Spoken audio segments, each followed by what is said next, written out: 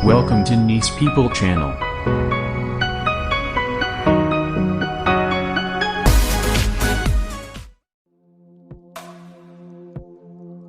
Saya teringat pelajaran dulu sewaktu di kampus di negeri seberang. Di hari pertama pelajaran sejarah Amerika 101, sang dosen bercerita. J.P. Kuhn adalah pemimpin ekspedisi pelayaran bisnis pertama yang menggunakan saham sebagai pembiayaan ekspedisi timur jauh untuk mendapatkan biji pala atau nutmeg. Sehingga bertemu atau bertempur di pulau kecil yang dikuasai Inggris yang bernama Pulau Run di wilayah Ternate Tidore. Sehingga akhirnya terjadi tukar guling atau dalam bahasa bisnis yang terkenal adalah namanya swap share. Inilah deal pertama pertukaran wilayah Pulau Run milik Inggris ditukar dengan New Amsterdam di Amerika. New Amsterdam di pulau itu kemudian hari dikenal dengan nama barunya hingga sekarang dengan nama New York. Jadi kalau tidak ada Pulau Run penghasil biji pala, maka New York dan New Frontier Inggris bernama Amerika tidak akan pernah seperti sekarang ini. Kembali ke kapitalisme modern. Perjalanan Jan Pieter Soen Koen itu memerlukan biaya sangat besar. Karena itu dibuatkanlah sebuah usaha yang bernama VOC, Dutch East Indies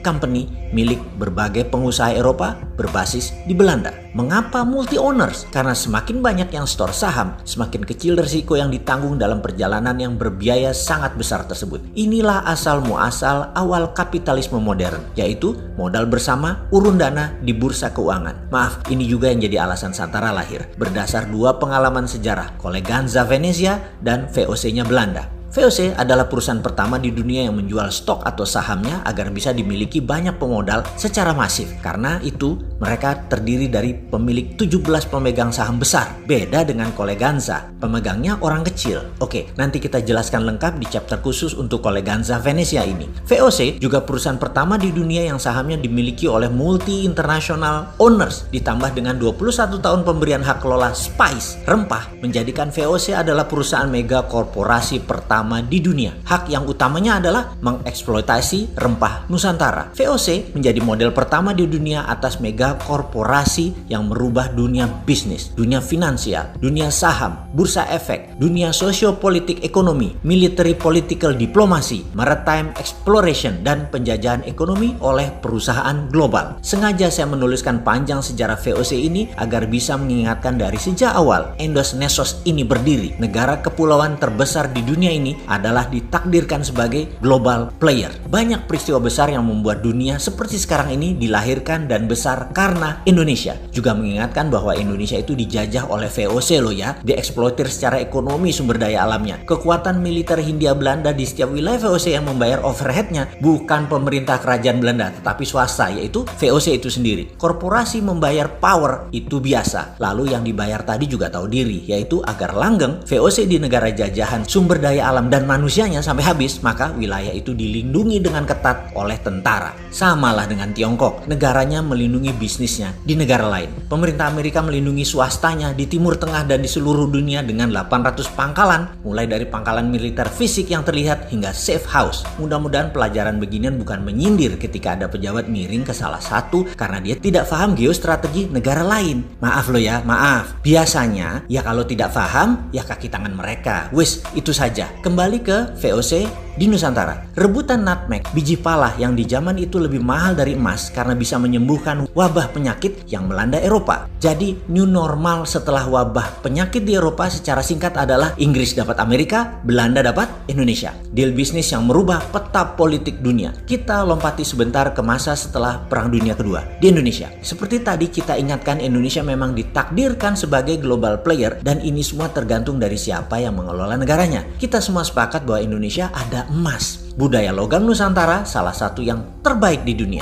Kesuksesan Majapahit menyatukan Nusantara dengan tanpa tumpah darah adalah menggunakan perjanjian logam. Emasnya Majapahit. Terbukti hingga saat ini ada emas di setiap kerajaan dan kasultanan di Nusantara. Kemudian syarikat dagang yang menyebarkan Islam di Nusantara, terutama tanah Jawa, menggunakan kekuatan emasnya Wali Songo. Hal inilah yang menjadikan Nusantara memeluk Islam tanpa merubah budaya karena masuknya lembut. Asli budaya Nusantara dan kita semua harus berterima kasih kepada kepada Wali Songo dan caranya mereka. Kembali ke emas, Pak Karno tahu sekali cadangan emas Nusantara ini dan di tahun 1955 sebagai dasar undangan 50 negara hadir di Indonesia dalam konferensi Asia Afrika karena Indonesia memiliki tangan di atas kekuatan emas tersebut. Cina, India, Pakistan, Mesir, Korea Utara, Kuba, semua tokoh revolusioner semua mengharap dukungan Indonesia. Bayangkan ada Nehru, Gamal Abdul Nasser, Zulfikar Ali Bhutto, Mao Zedong, dan legendaris dunia lainnya hadir di Bandung, kota kecil di negara yang baru 10 tahun merdeka. Karena apa? Itulah obor ala Indonesia, itulah IMF ala Indonesia. Presiden Soekarno tahu kekuatan sumber daya alam nasional. Kalau dijadikan jaminan untuk printing money, maka rupiah bisa lebih kuat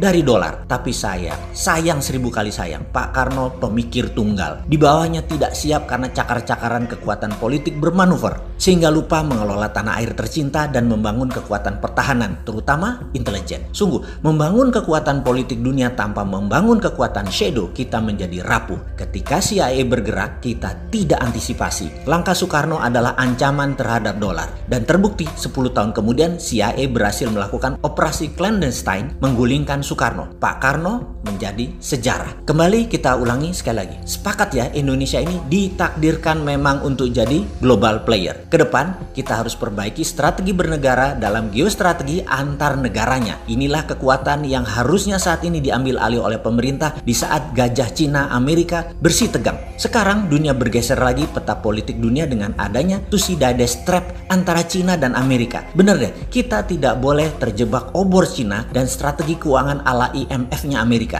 Kita harus bermain cantik di antara dua kekuatan. Sekedar mengingat, jangan miring ke Amerika, jangan miring ke Cina. Gunakan hati ke depannya di dalam berbangsa dan bernegara. Sungguh, gunakan lebih dari satu hati di dalam mengelola negara. Hati-hati.